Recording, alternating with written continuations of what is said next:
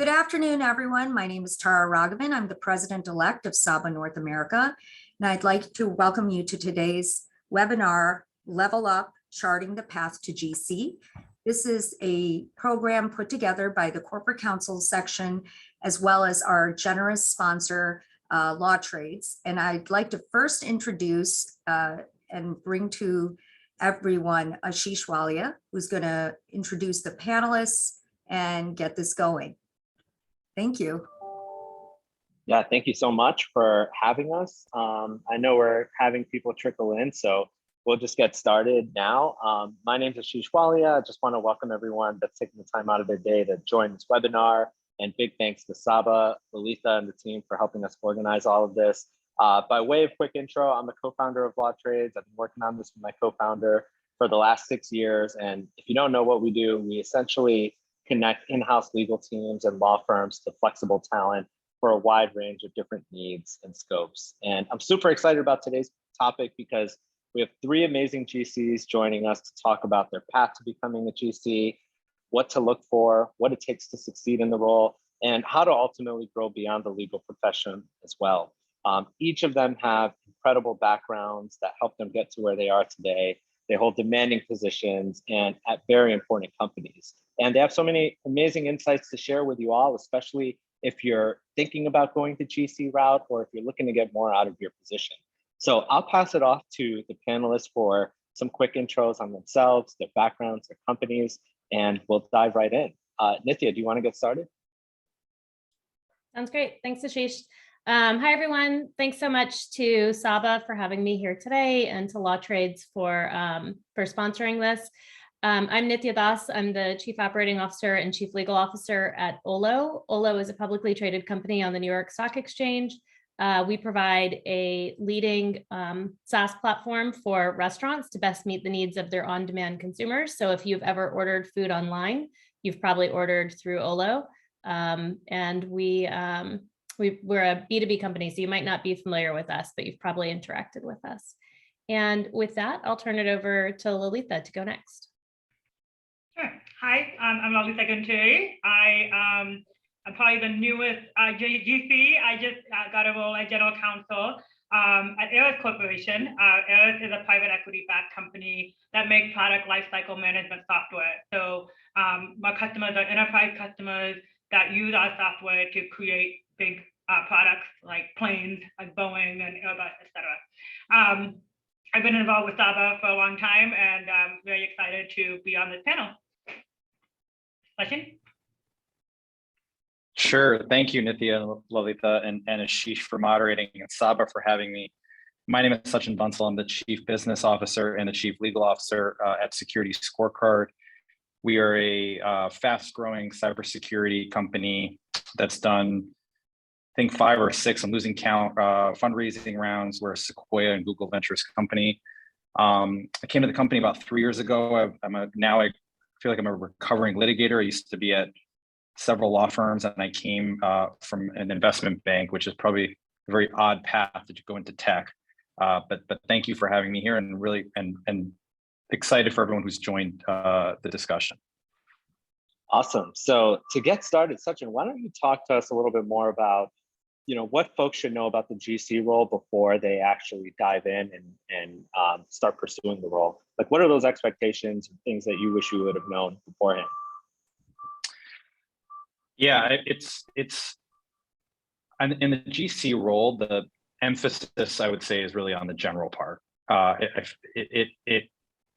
The experience of it is almost like being a general practitioner doctor. As a South Asian, you must make multiple medical references, even if you're not no knowledge of medicine.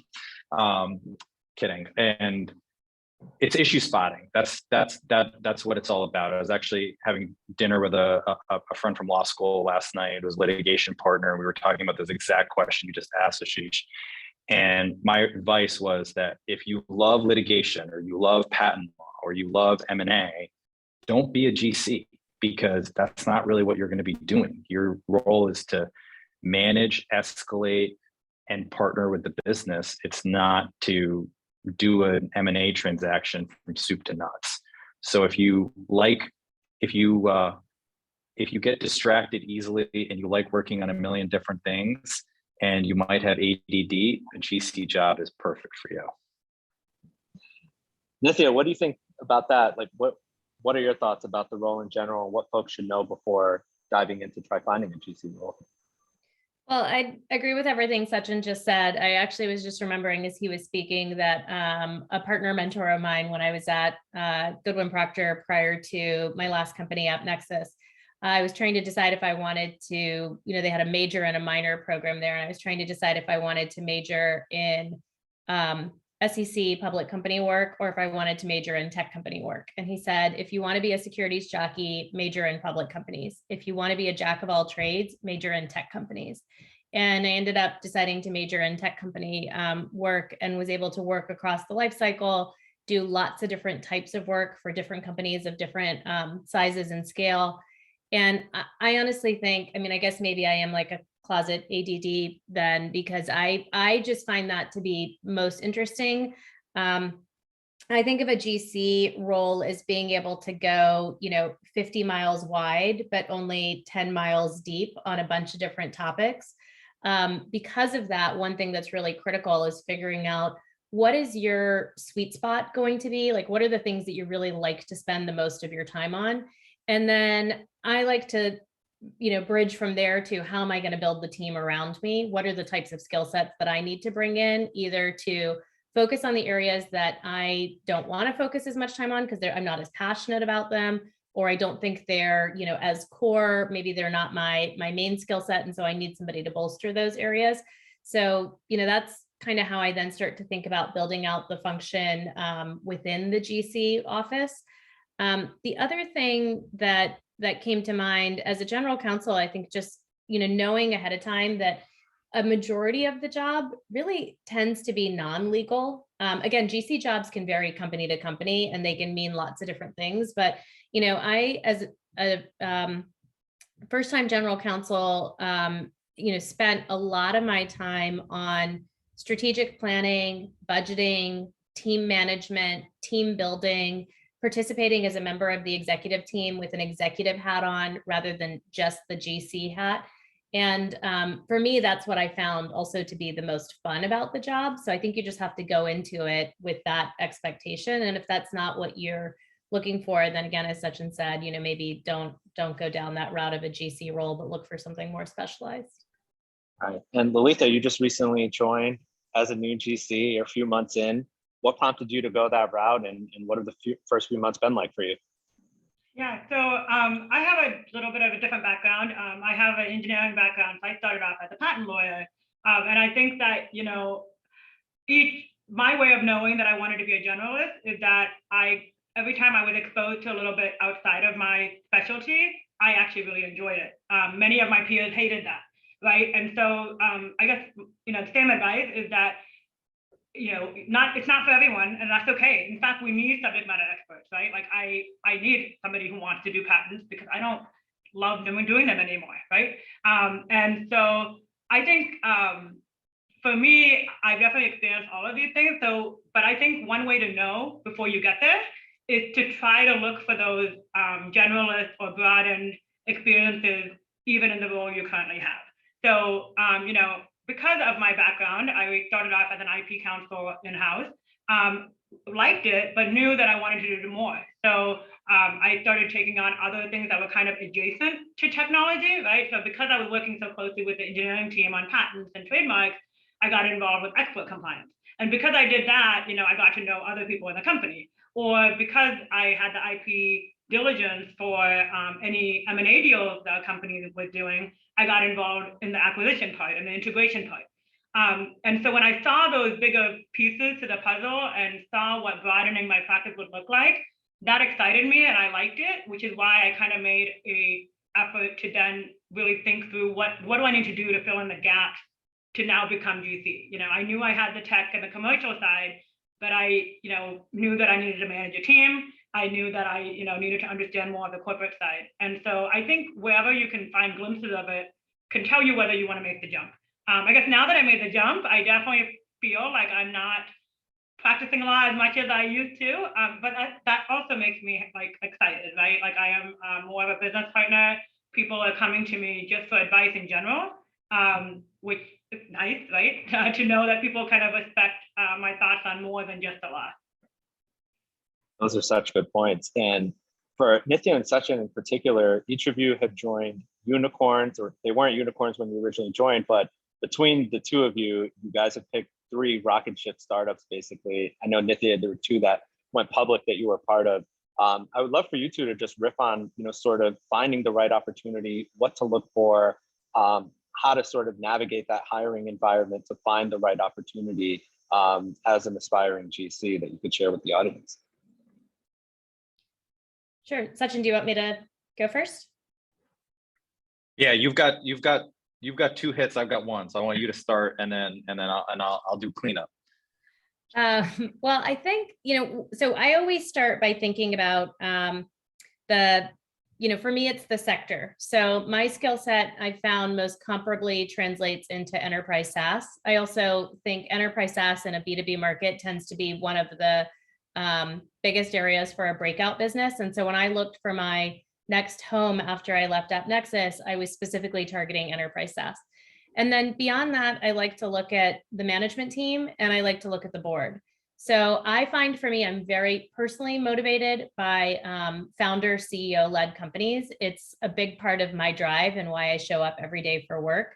I love the culture and the ethos that builds. And so that's the environment that I tend to gravitate towards. So looking at who that person is, are they truly somebody that's a visionary who can see around corners?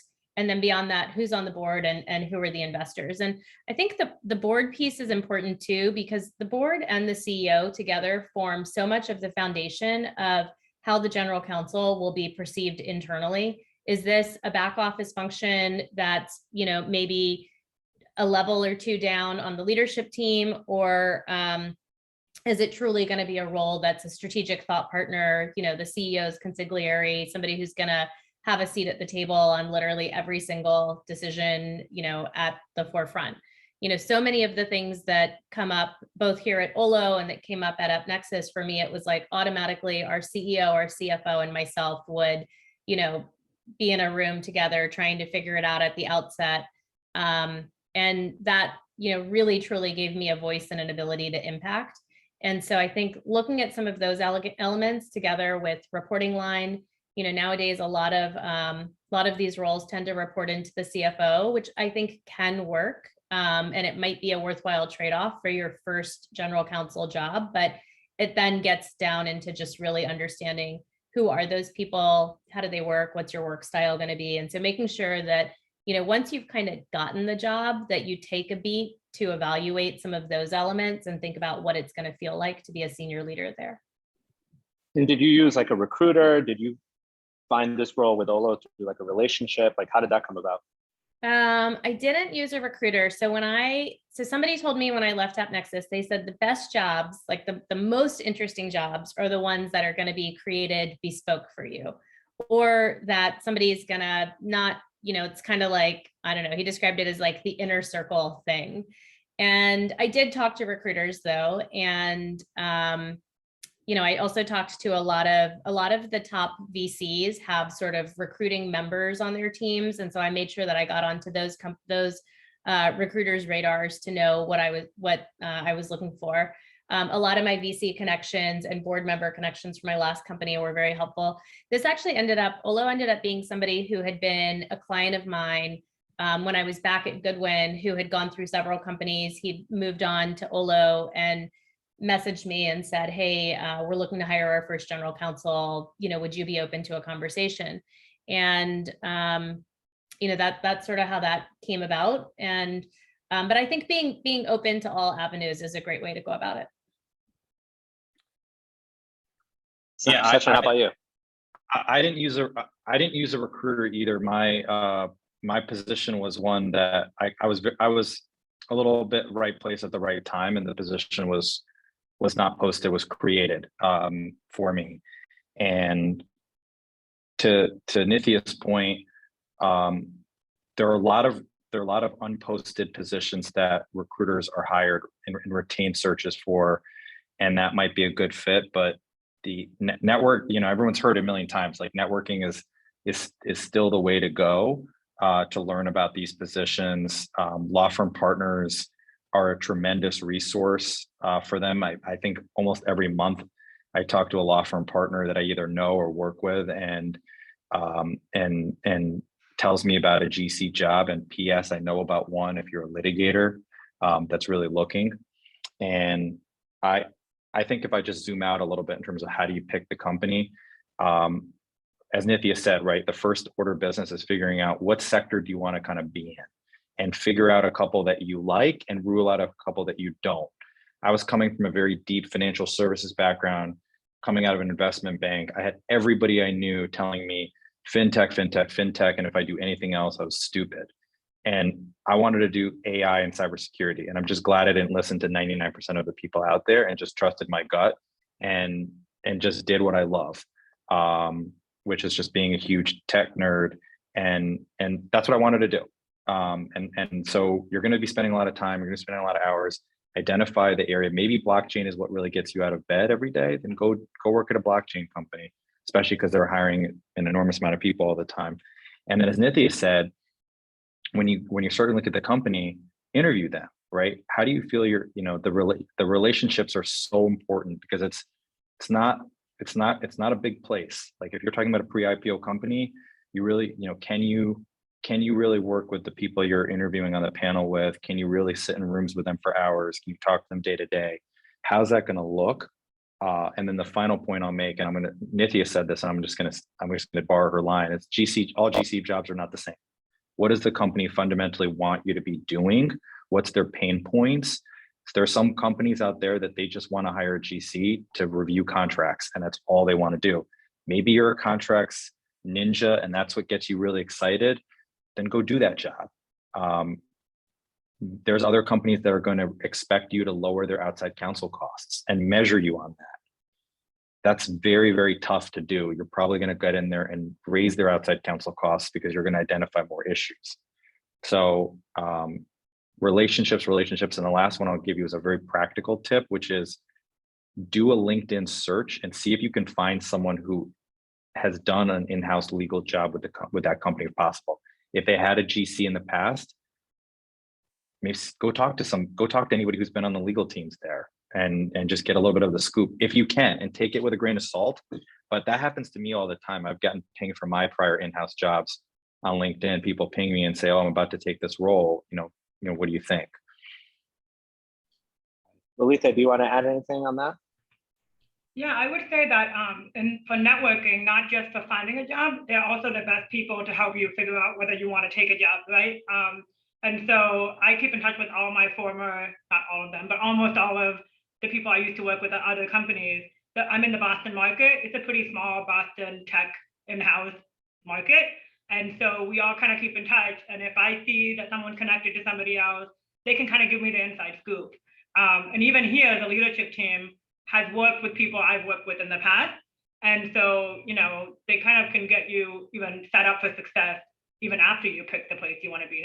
Your network is more than just finding you a job. And I think that, I think the other things that both of them said are definitely things that I've done and I would suggest too.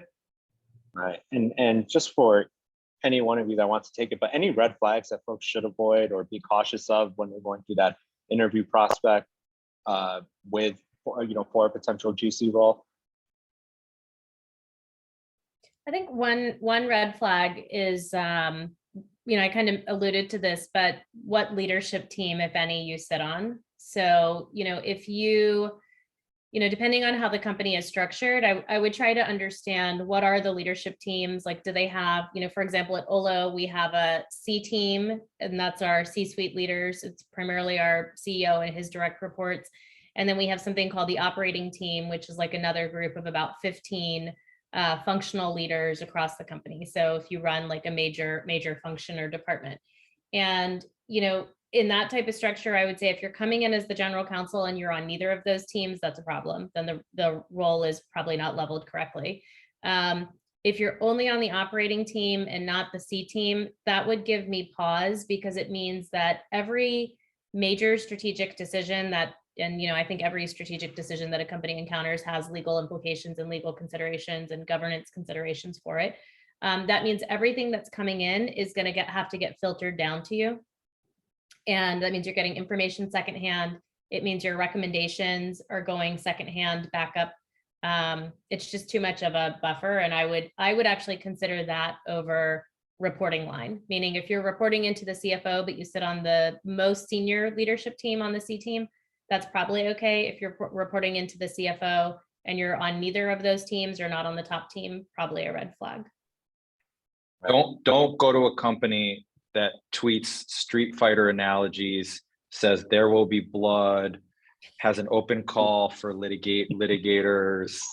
If you don't know what I'm talking about, go read Elon Musk's tweets.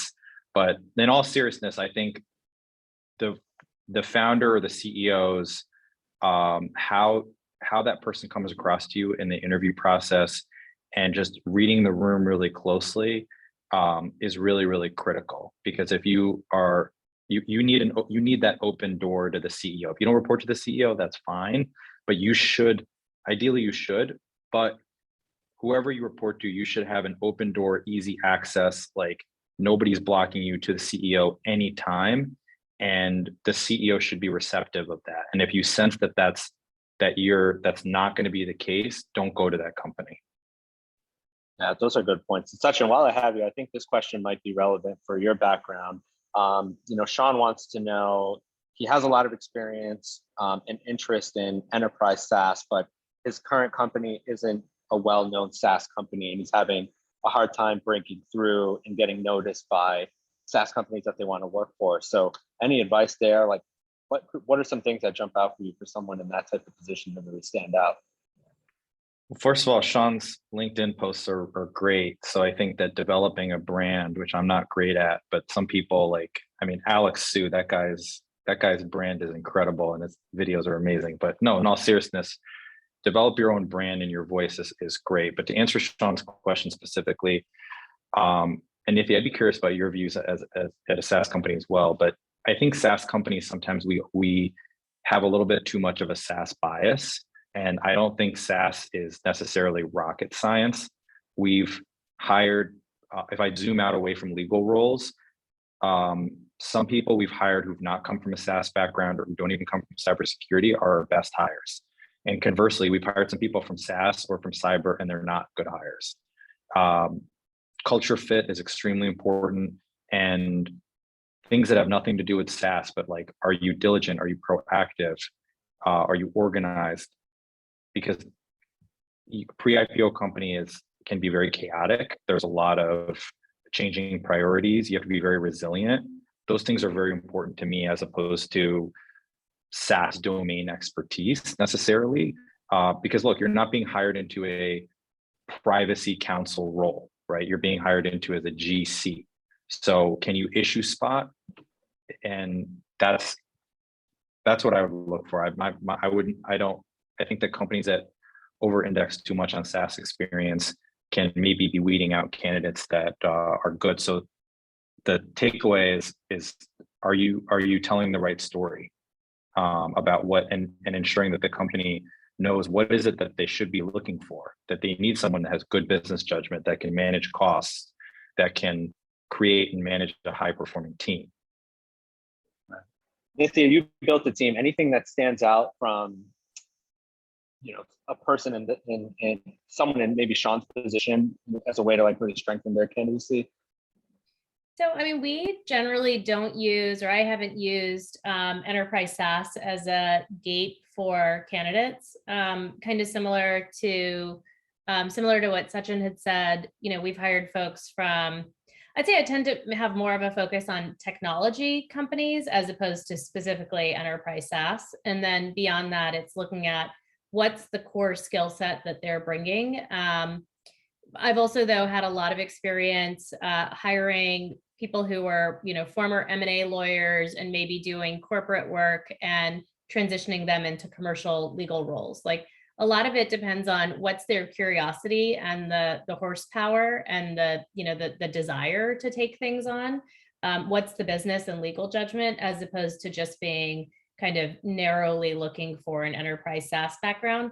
My kind of hiring preference, though, is to hire folks who have, I like to look for mid-market law firm experience.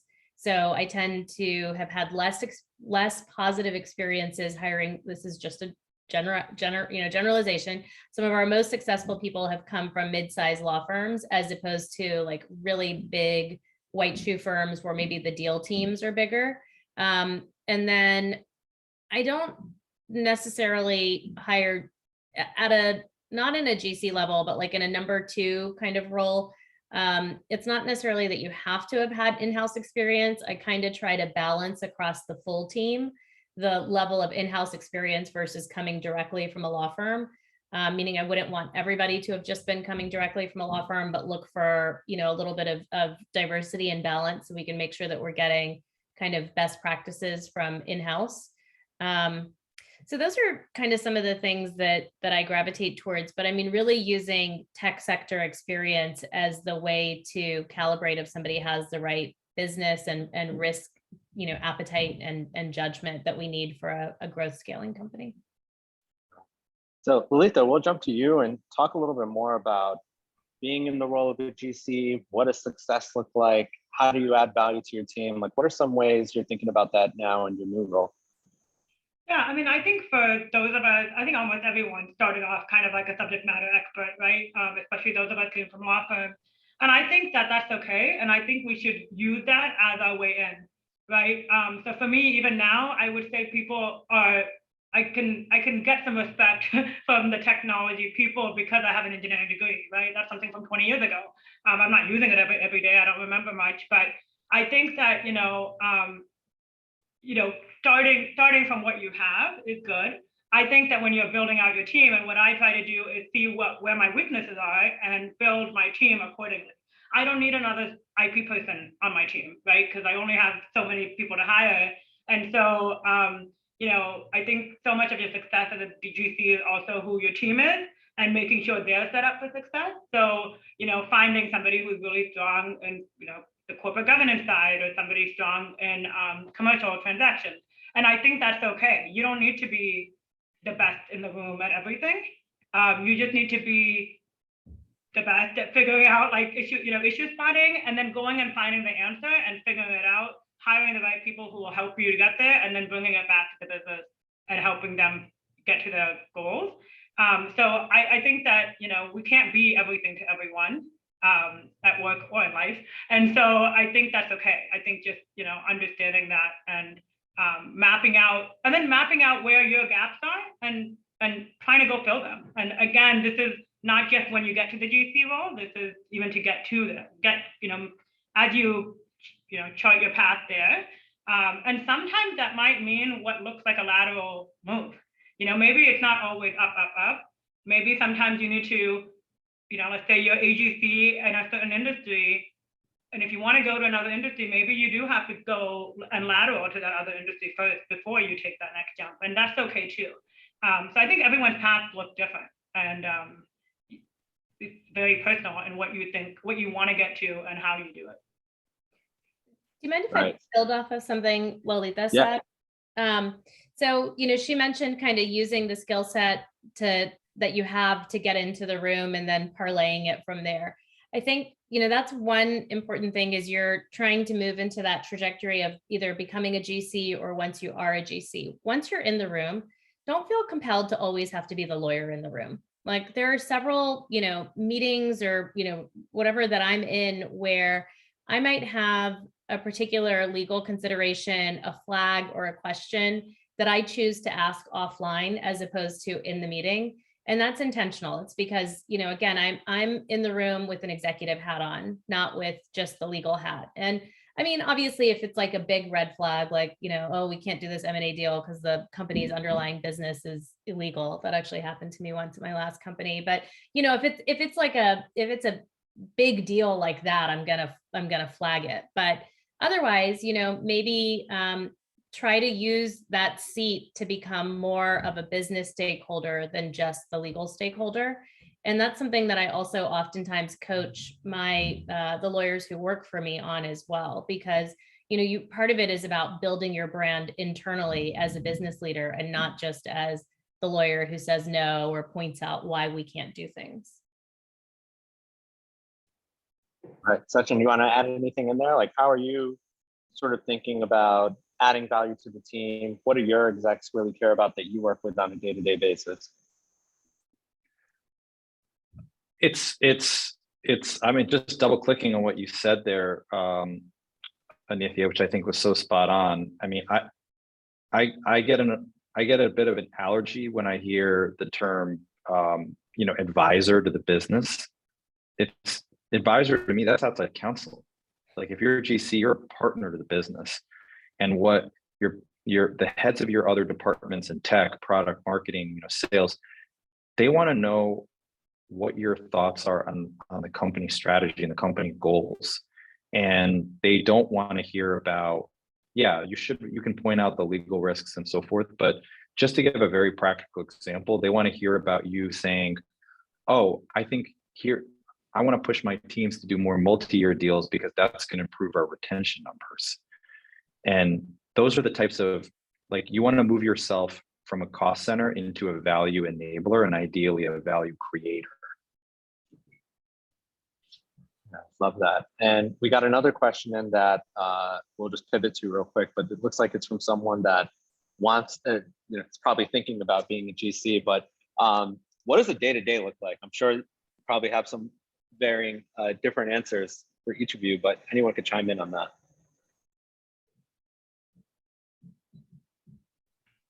I can start. I mean, I'm not even 90 days in. So my day-to-day is just figuring out what I don't know. Right. So every meeting, I come back with a to-do list of what more I need to add to my list of things to address. So I'm in listening mode. I'm in learning mode. I'm in don't show people what I think when I first hear there's an issue that I usually deal with, keep a poker face. So I'm just learning, listening, and keeping tabs on all the things we need to address.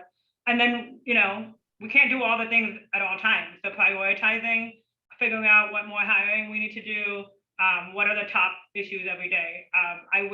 I think over time, hopefully things will get a little calmer, but I probably not. I think it's just, it's ongoing. Nithya, what about you as a public company GC? I'm just in meetings all day long. It's basically my entire day.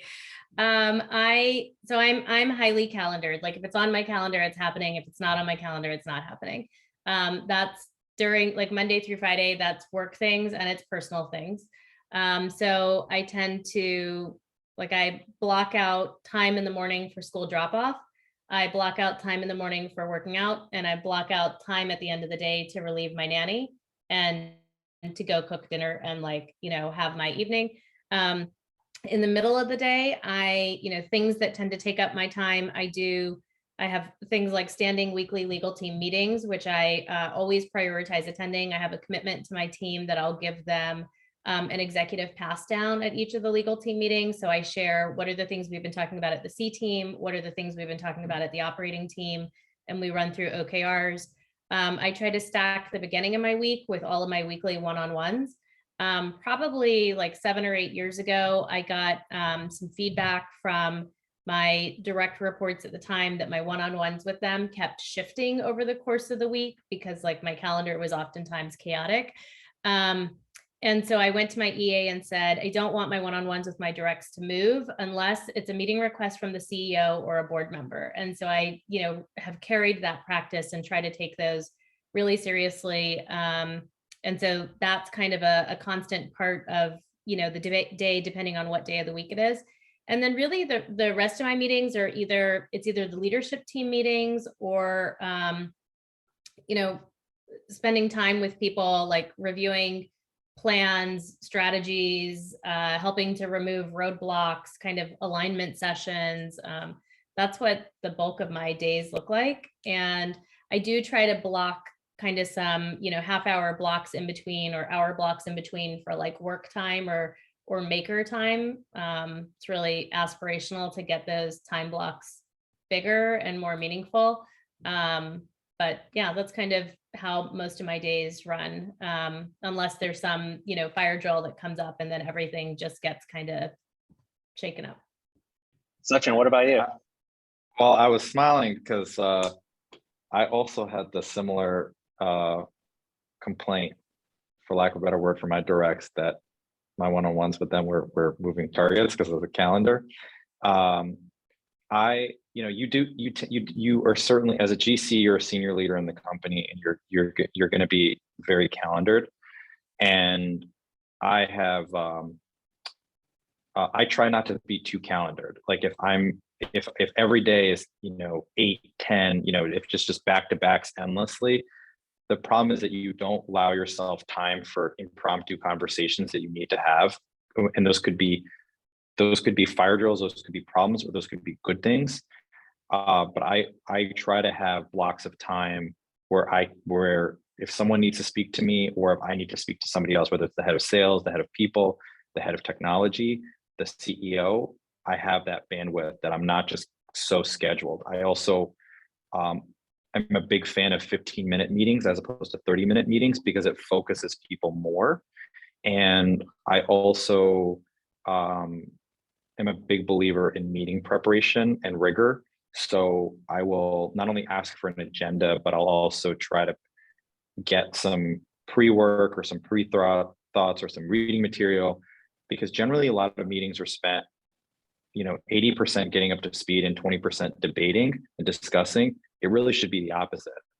So when you're so calendared, you tend to be a little bit maniacal, about these sorts of rigor, but you have to be, otherwise you're not going to get everything done.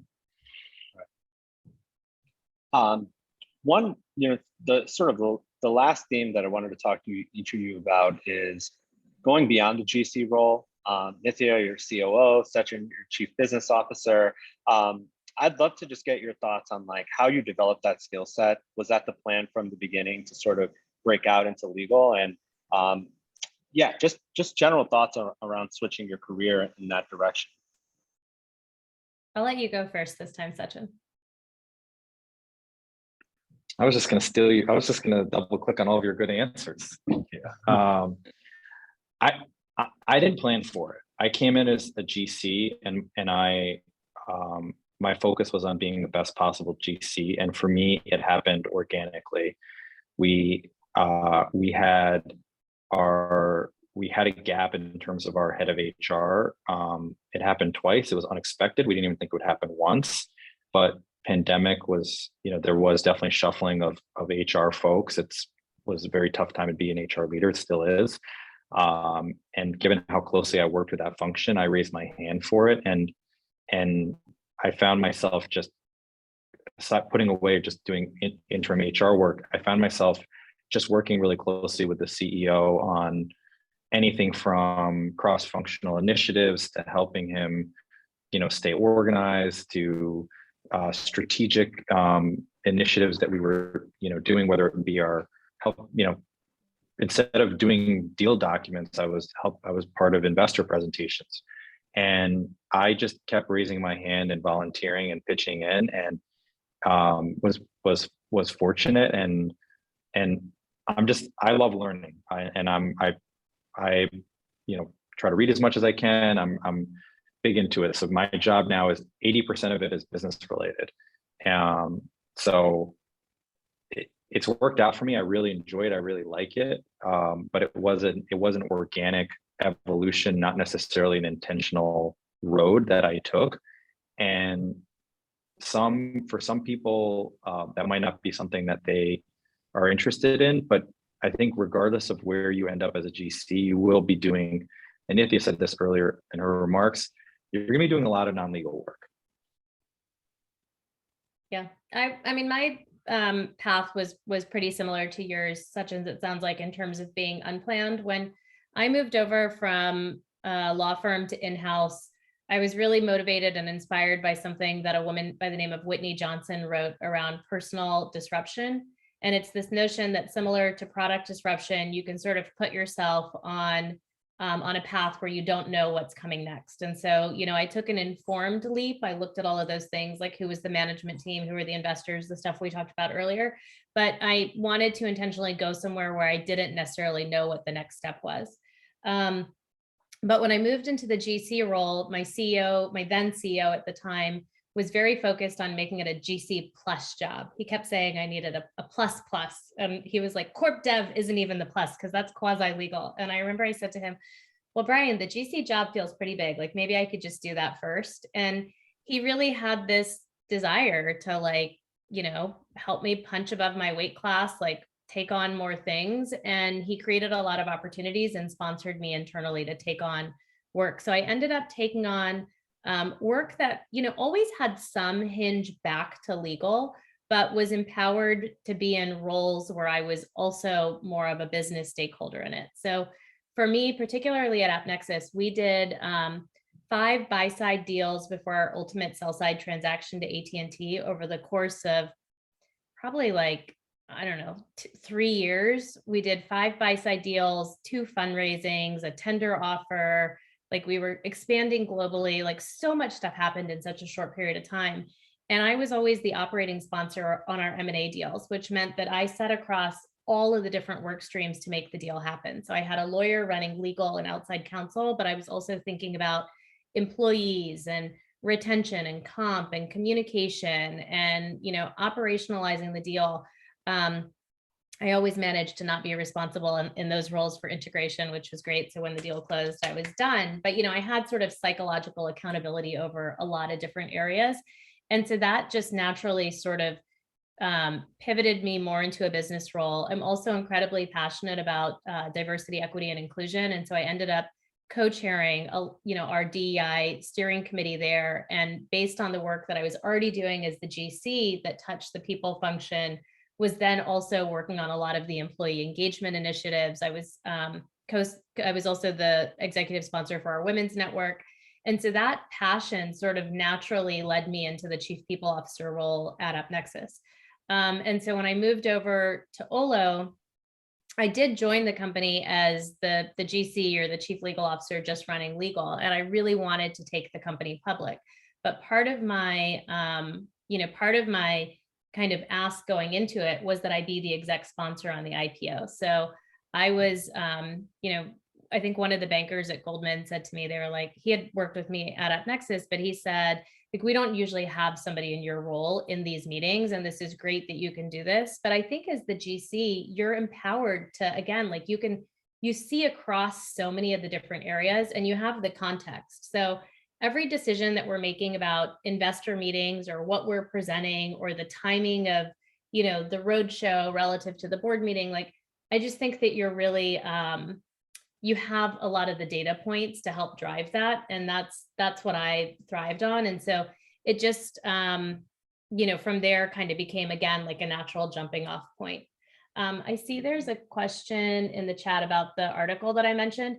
So it's by a woman whose name is Whitney Johnson. If you Google Whitney Johnson and personal disruption, the article should come up. I think it's like an HBR. Oh, yeah, there we go. I just sent the link to the book in the chat. Yeah, I was curious myself when you mentioned it. Yeah, that's some homework for me for the week. So yeah, this was great, and I really appreciate all the insight. We have a few more questions that we can get to from the audience, but I encourage anyone else that's listening, if you have anything that you want to have answered, feel free to chime in on the chat. I'll leave this to Lalitha or anyone that wants to take this. How do you get buy-in for new hires, especially when it seems to be met with some resistance from your internal team? Like, what are some strategies that have worked for you there? Or is that just a big red flag about a potential opportunity? Yeah, so prior to this role, I was at RSA Security, where we built out a global team.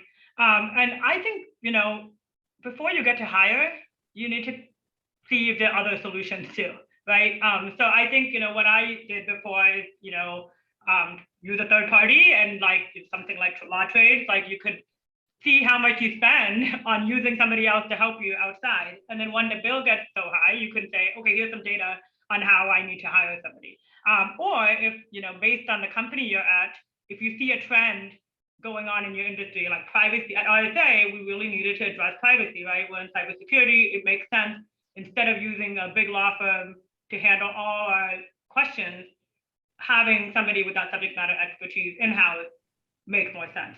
So I think, I used to build a case as looking at the business and how we respond to them. When we had to make global hires, I would work with the head of sales to see the volume in that region of the world and say, okay, look, clearly we need somebody in India, or in Japan, you need things in the Japanese language. And so, hiring is not just done because there's a legal need, it's really in response to the business. And I think just showing that you've tried to address it in different ways before you get to the point of, I need a headcount.